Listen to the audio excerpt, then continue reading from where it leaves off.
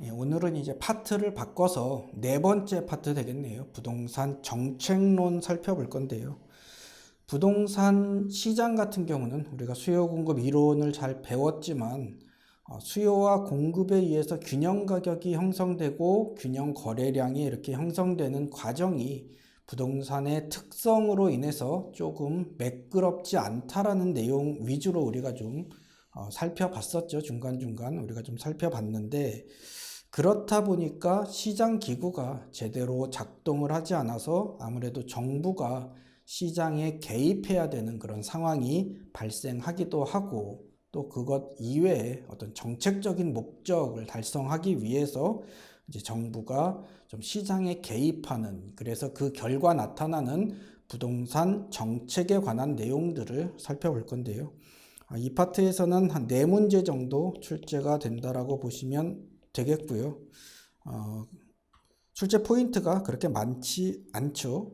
보시면은 시장 실패, 시장이 이제 부동산 시장이 실패하는 모습, 왜 실패하는지, 대표적으로 공공재, 외부 효과라는 것 때문에 시장이 실패를 하고 시장이 제대로 기능을 발휘하지 못한다라는 거죠. 그래서 인위적으로 정부가 시장에 개입해서 무언가 조절을 해줘야 된다라는 논리가 형성이 되는 거고요.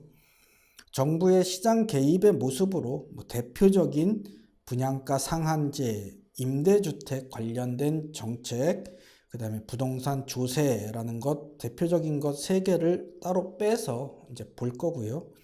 그 이외에 기타 부동산 정책이라고 해서 차마 말로 다 못할 만한 많은 정책들이 있는데, 그 중에서 대표적인 몇 가지만 우리가 살펴볼 거고요. 그 이외의 것들은, 우리 책에 나와 있지 않은 이외의 것들은 우리의 상식과 감으로 해결해야 될 것 같아요. 정부에서 펼치는 그 모든 정책을 나올지 안 나올지도 모르는 그 한 문제를 위해서 우리가 에너지를 쏟을 수는 없기 때문에 우리 책에 있는 내용까지만 여기서는 다루는 걸로 하고, 나머지 문제는 하늘에 맡기는 그 전략이 좋을 것 같습니다. 대신 우리가 시험에 단골로 출제되는 시장 실패, 정부의 시장 개입 부분은 우리가 좀 꼼꼼하게 살펴보고, 나머지 것들은 상식선에서 가급적 해결할 수 있도록 하는 전략을 세우는 게 바람직해 보입니다. 자, 그러면 시장 실패부터 한번 살펴보겠습니다. 시장 실패, 공공재와 외부 효과라는 것 때문에 시장이 실패한다라는 게 이제 제목에 나와 있고요. 시장은 자원을 효율적으로 배분하는 기능을 담당한다. 그러나 공공재와 외부 효과라는 것 때문에 시장이 제 기능을 발휘하지 못하게 되어서 시장 실패가 발생한다. 공공재와 외부 효과로 인한 시장 실패는 정부가 시장에 개입해야 하는 논리가 된다. 대표적인 공공재, 외부 효과로 인해서 정부가 시장에 개입해야 한다는 그런 논리가 된다고 합니다. 그러면 공공재와 외부 효과가 그 개념은 뭐고, 어떤 기능을 하기 때문에 시장이 실패하고 또 정부가 또 왜 개입해야 되는지에 대해서 우리가 좀 살펴봐야 되겠죠. 먼저 공공재, 그러면 모든 사람이 공동으로 이용할 수 있는 재화 또는 서비스를 말한다. 대표적인 것이 국방, 치안, 공중파 방송, 이런 것들이 그 예가 될 수 있고, 잘 보존된 산림, 도로, 공원 등 기반 시설도 공공재에 속한다. 모든 사람들이 공동으로 이용할 수 있는 것 중에서 조금 몇 가지 이제 특성을 또 가지고 있어야 되겠어요. 공공재는 비배제성과 배제시키지 못한다라는 거죠. 돈을 지불하지 않는다라고 그 사람을 소비해서 배제시키지 못하는 비배제성과 비경합성이라는 큰 특징이 있다. 비경합성은 어느 한 사람의 소비가 타인의 소비에 방해를 주지 않는 것. 그러니까 다른 사람이 소비에 참여를 해도 기존에 그 대가를 지불하고 소비하는 사람에게 그리 큰 영향을 미치지 않는다라는 거죠. 서로 경합하지 않는다, 뭐 혼잡해지지 않는다라고 보셔도 무방하겠어요. 이런 특징을 가지고 있어서 개인들이 대가를 지급하지 않고도 얼마든지 무임승차가 가능하다. 돈 내지 않고 같이 타고 가는 무임승차가 가능하다. 따라서 공공재는 사회에서 필요한 양만큼 충분히 생산되지 않는다. 부족하게 생산된다라는 얘기고, 사람들이 자기의 선호를 제대로 밝히지를 않겠죠. 선호를 밝히고 내가 돈을 얼마를 내겠다, 뭐 국방 치안에 내가 돈을 얼마를 내겠다라는 선호를 잘 밝히지 않아서, 왜냐하면은 그냥 선호를 밝히지 않고 난 돈 조금만 낼 의지가 있어 라고 해도 무임승차가 가능하니까, 내가 돈을 내지 않고도 다른 사람이 누리는 것을 옆에서 같이 향유할 수 있으니까 이렇게 좀 자신의 선호를 제대로 드러내지 않아서 결과적으로 시장에서는 필요한 양보다 적게 생산될 수밖에 없다.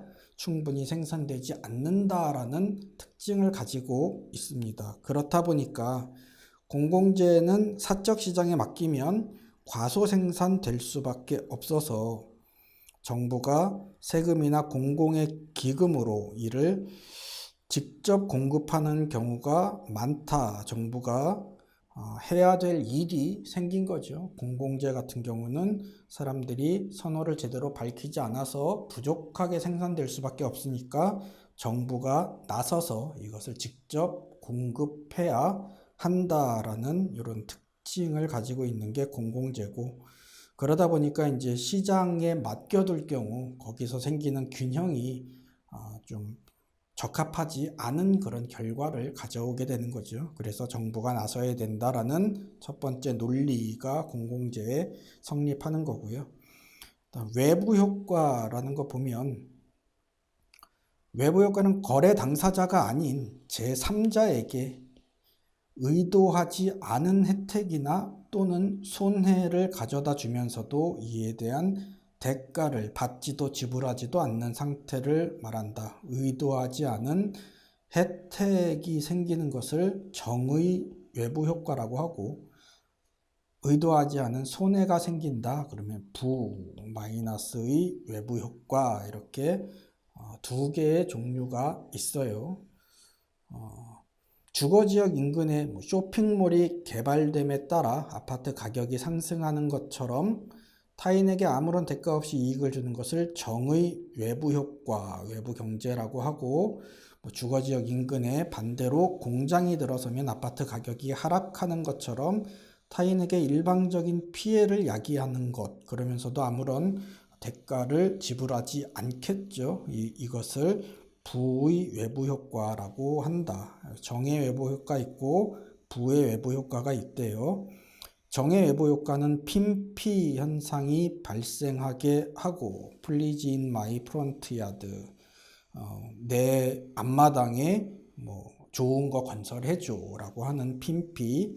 그다음에 부의 외부 효과는 님비 현상, not in my backyard, 내 뒷마당에조차 그것은 설치하면 안 돼 라고 하는 이런 님비 현상이 발생하게 한다. 당연하죠. 나 같아도 그러겠어요. 어떤 정의 외부 효과를 누리기 위해서는 노력을 해야 될 거고, 부의 외부 효과는 이렇게 머리띠하고 강력하게 반대를 해야 되겠죠. 정의 외부 효과, 부의 외부 효과가 있는데, 이것도 보나마나 정의 외부 효과는 긍정적인 영향을 주는 정의 외부 효과는 시장에 맡기면 보나마나 과소하게 생산이 될 거고, 부의 외부 효과는 시장에 맡기면 좀 과다하게 그런 생산되는 경향이 있다. 그래서 정부가 개입할 수밖에 없다. 정의 외부 효과를 장려해야 될 거고, 부의 외부 효과는 완화시키기 위한 어떠한 정부의 노력이 들어가게 된다. 정부 개입의 필요성을 가져오는 그런 내용 중에 하나가 되겠죠. 따라서 정부는 시장에 개입하여 정의 외부 효과를 장려하기 위한 수단으로 보조금 지급 등의 정책을 펼치게 되고, 부의 외부 효과를 완화하기 위해서는 지역지구제, 토지 이용 계획, 조세 부담금 부과, 배출권 거래제도 등 정책을 사용한다. 이 중에서 지역지구제 같은 경우는 지역의 특정 용도의 입지만 허용하는 좀 강력한 정책이죠. 서로 좀 주거 지역에서는 좀 쾌적한 그런 주거단지가 조성이 돼야 되는데, 거기에 좀 이상한 거 들어오고 그러면 안 되겠죠. 그러다 보니까 지역지구제를 지정을 해서 그 지역의 특정 용도의 입지만 허용한다. 그래서 부의 외부 효과를 원천적으로 막을 수 있는 좀 강력한 제도가 되겠고, 조세, 부담금의 부과 이런 것은 생산비를 증가시켜 공급을 감소하게 만들어서 부의 외부 효과를 제거하거나 완화시키게 된다. 또는 조세나 부담금을 통해서 그 지역에 좀 입지하기가 굉장히 까다롭게 만든다라면 또 부의 외부 효과를 좀 제거하거나 완화시킬 수 있는 그런 방법이 될 수 있습니다. 좀 간단한 내용이죠. 공공재 외부 효과에 대한 개념과 그 특징에 대해서 이제 물어보는 문제들이 나오고요. 문제 한번 보시면, 공공재에 관한 설명으로 틀린 것, 공공재 소비에는 비배제성, 배제하지 못한다, 비경합성, 서로 다른 사람의 소비가 경합하지 않는다, 이런 특성이 있는 게 공공재이다. 2번, 공공재의 공급을 사적 시장에 맡기면 사회에서 필요한 양만큼 충분히 생산된다. 잘못됐죠. 공공재를 사적 시장에 맡기면 꼭 필요한 것임에도 불구하고 이제 충분히 생산되지가 못한다.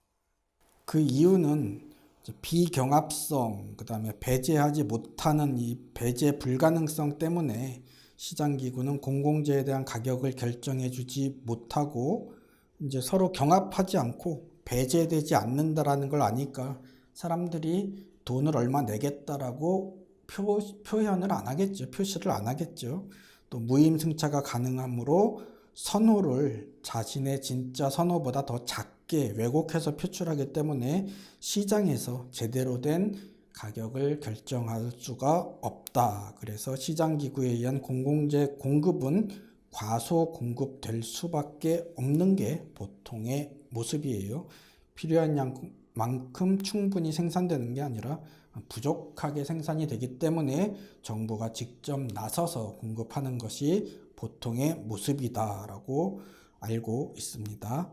3번, 공공재는 일반적으로 정부가 세금이나 공공의 기금으로 직접 공급하는 경우가 많다. 정부의 개입 필요성이 생기는 거죠.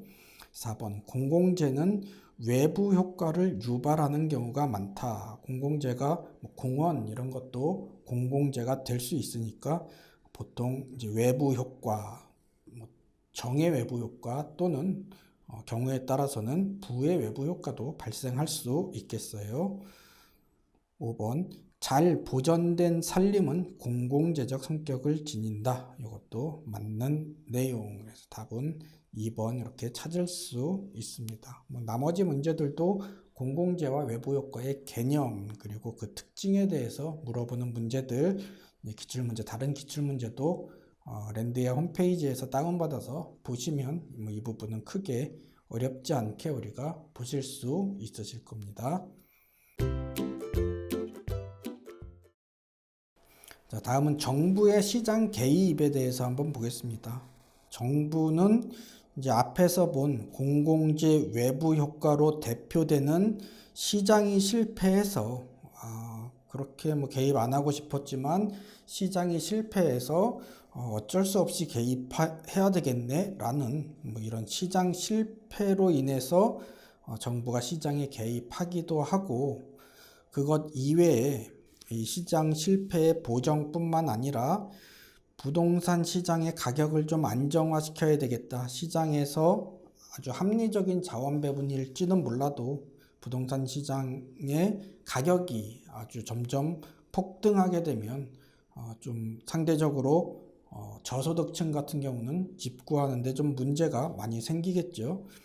저소득층 주거 지원이 이제 좀 필요하게 되고 어떤 가격을 안정시켜야 되겠다라는 어떤 정책적인 목적에 의해서 시장에 개입할 수밖에 없고, 그다음에 소득 재분배를 위해서도 정부가 좀 시장에 개입을 해야 되겠죠. 조세를 부과해서 부자들한테 돈을 좀 받고, 그다음에 저소득층에게 보조금을 지급하는 정책을 통해서 좀 소득을 좀 재분배할 필요성이 있다라는 이런 사회적 목표 달성을 위해서도 정부가 시장에 개입한다. 정부 시장 개입은 꼭 경제적 기능뿐만 아니고 정책적인 목적으로, 정책적인 기능도 정부의 시장 개입의 목적의 하나가 될 수 있다라는 거 알아두시고, 또 특히 부동산 시장은 부동산의 자연적 특성으로 인해서 공공재와 외부 효과 외에도 부동산 시장 기구의 자율적 조정 기능 상실, 좀 자율적으로 조정하기가 좀 약하다, 시장이 불안전하다, 또 정보가 불안전하고 정보의 비대칭성, 누구는 정보를 많이 가지고 있고 누구는 정보가 부족한 것 등 다양한 시장 실패의 가능성이 존재하기 때문에 다른 재화에 비해서 더더욱 정부의 시장 개입이 필요하다라는 그런 내용이 있습니다. 뭐 이렇게 어려운 내용은 아니죠. 그럼 정부가 어떤 유형으로 시장에 개입하는지 크게 세 개로 나눌 수 있는데요. 직접 개입, 정말로 정부가 수요와 공급의 어떤 한 당사자로 직접 시장에 뛰어들어서 이제 민간이랑 같이 뭐 참여를 하는 거죠, 시장에. 그에 반해서 간접 개입, 그러면 직접적으로 뛰어든 건 아니고 정부가 수요자나 공급자를 지원하거나 규제하는 방법으로 뭔가 자기가 원하는 방향으로 이렇게 움직이게 하는 이것을 간접 개입이라고 하고, 또 이거 말고 또 토지 이용 규제, 뒤에 나올 텐데요. 토지 이용 규제라는 것은 시장에 꼭 개입하려는 목적보다는 어떤 이제 다른 목적으로 토지 이용을 규제하다 보니까 결과적으로 시장에 영향을 주는 그런 상황이 발생하는, 이렇게 크게 세 가지 유형이 있다라는 것 기억하시고, 이제 여기서 예로 나오는 것들이 직접 개입의 모습인지 간접 개입의 모습인지 토지 이용 규제의 모습인지 우리가 세 개를 서로 좀 구별해서 짝짓기를 잘 해주면 맞는 점은 틀린 점은 찾아내는데 어렵지 않을 거예요. 먼저 직접적 개입이란 정부가 시장에서 직접 수요자가 되거나 공급자의 역할을 직접 수행하는 것을 말한다. 예로 공공토지 비축, 공공에 사용할 토지를 정부가 수요자가 돼서 미리미리 구입을 해놓고, 또는 이제 필요에 따라서 이 토지를 공공용으로 사용하기도 하고, 또는 뭐 매각하기도 하고, 시장 상황에 따라서 이런 용도로 공공 토지를 비축해 놓는다. 수요자 또는 공급자가 직접 되는 거죠, 정부가. 토지 수용, 이거는 토지를 아예 뺏어버리죠. 토지를 수용을 해서 이제 공공 사업을 하는 이런 경우, 공영 개발, 전부 다 정부가 수요자 또는 이제 공급자의 상황이 되는 거죠. 공공임대주택을 직접 건설하고 공급하고, 또 보금자리 주택을 뭐 직접 건설하거나 아니면 공급하는 것이 예의다. 대충 내용 보면 정부가 수요 공급의 일방 당사자로 직접 나서는 그런 느낌이 드는 이런 유형 먼저 구별해 두시면 되겠고요. 간접적 개입이란 정부가 수요자나 공급자를 지원하거나 규제하는 방법으로 시장에 개입한다. 세금 부과, 조세, 부담금, 개발 부담금의 부과, 또 보조금을 준다. 임대주택 보조금 지급, 아니면 주택 금융 지원, 금리, DTI 규제 같은 것을 통해서 정부가 원하는 방향으로 수요자나 공급자를 옆에서 찔러갖고 원하는 방향으로 유도하는 이런 내용을 간접 개입의 유형이다, 이렇게 보시면 되겠습니다. 세 번째 유형으로 토지 이용 규제, 정부의 어떤 정책으로 토지 이용을 규제를 한다. 왜냐하면 부의 외부 효과 방지 또는 효율적인 토지 이용을 이렇게 촉진시키기 위해서 토지 이용 계획을 수립하고 또 그 계획에 부합하는 방향으로 유도하기 위한 법적, 행정적 수단을 사용하다 보니 자연스럽게 시장에 개입하게 되는 것, 목적이 시장에 개입해야 되겠다, 간접적으로 개입해야 되겠다라는 목적으로 들어오는 게 아니라 다른 원인, 부의 외부 효과를 방지하고 뭔가 토지를 좀 효율적으로 이용을 하고 개발을 하게끔 하려고 지역지구제, 토지이용계획, 도시계획 이런 것을 추진하다 보니 자연스럽게 시장에 개입한 결과가 되는 이런 것을 이제 직접적인 것도 아니고 간접적인 것도 아니고 그냥 딴 일 하는데 결과적으로 무언가 개입하게 되는 이런 상황을 토지이용 규제라고 하고, 그 예로 지역지구제, 토지이용계획, 도시계획, 지구단위계획, 건축규제 같은 게 그 예가 될 수 있다. 정부에서 그냥 할 일 하는데 결과적으로 시장에 영향을 미치는 이런 내용들을 토지이용규제라고 한다. 문제, 부동산 정책에 관한 설명으로 틀린 것. 부동산에 대한 부담금 제도, 보조금 제도는 정부의 부동산 시장에 대한 직접 개입 방식이다. 잘못했죠. 직접 개입 방식은 정부가 진짜로 수요자나 공급자가 되어서 이제 시장에 뛰어드는 그런 상황을 직접 개입 방식이라고 하는데, 부담금, 보조금 요거는 수요자나 공급자에게, 때로는 공급자에게 부담금을 내게 해서 공급을 위축시킨다거나 수요자에게 보조금 또는 공급자에게 보조금을 지급하는 이런 방식으로 수요자 공급자를 움직이는 이런 방식은 간접 개입 방식에 해당된다. 잘못된 내용이네요. 2번, 정부가 부동산 시장에 개입하는 이유에는 시장 실패를 보완하기 위해서 또 부동산 시장의 안정 등이 있다. 시장 실패 보완을 위해서 이런 경제적 기능을 위해서 개입하기도 하지만 부동산 시장의 안정 등 어떤 정책적 기능을 위해서도 부동산 시장에 개입한다라는 내용 우리가 알고 있고요. 개발 제한 구역은 도시의 무질서한 팽창을 억제하는 효과가 있다. 그린벨트라고 하는 이런 개발을 제한하는 구역을 이렇게 설정을 하는 이유는 도시의 무질서한 팽창을 억제하기 위해서 테두리를 쳐버리죠. 여기 개발 못한다 라고 이렇게 테두리를 쳐버리는 이런 개발 제한 구역, 당연히 무질서한 팽창 억제하는 효과가 있겠어요.